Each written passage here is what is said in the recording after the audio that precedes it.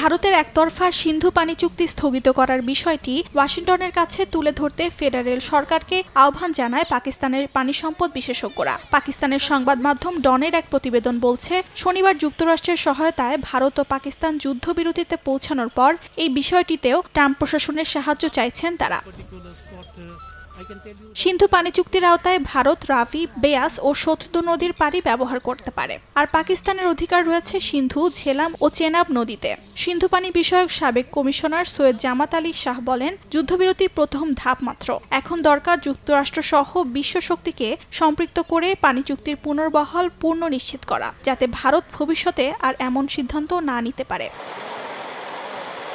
এদিকে পাঞ্জাব সরকারের এক জ্যেষ্ঠ কর্মকর্তা জানান, পানি প্রবাহে কোনো বাধা না থাকায় সব নদী স্বাভাবিক গতিতেই প্রবাহিত হচ্ছে। পাকিস্তানের পানি ও বিদ্যুৎ উন্নয়ন কর্তৃপক্ষের সাবেক সদস্য জাওয়েদ লতিফ বলেন, অবিলম্বে মার্কিন প্রশাসনের সঙ্গে আলোচনা করা উচিত পাকিস্তানের, যাতে 24 এপ্রিলের একতরফা ও অবৈধ সিদ্ধান্ত ভারত তুলে নেয়। কারণ 1960 সালের এই চুক্তি ছিল দুই দেশের মধ্যে সবচেয়ে কার্যকর ও টিকে থাকা চুক্তিগুলোর একটি।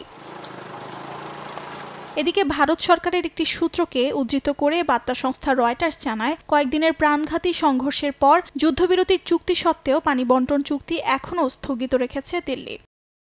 অর্জিতা সোহেজিন, সময় সংবাদ।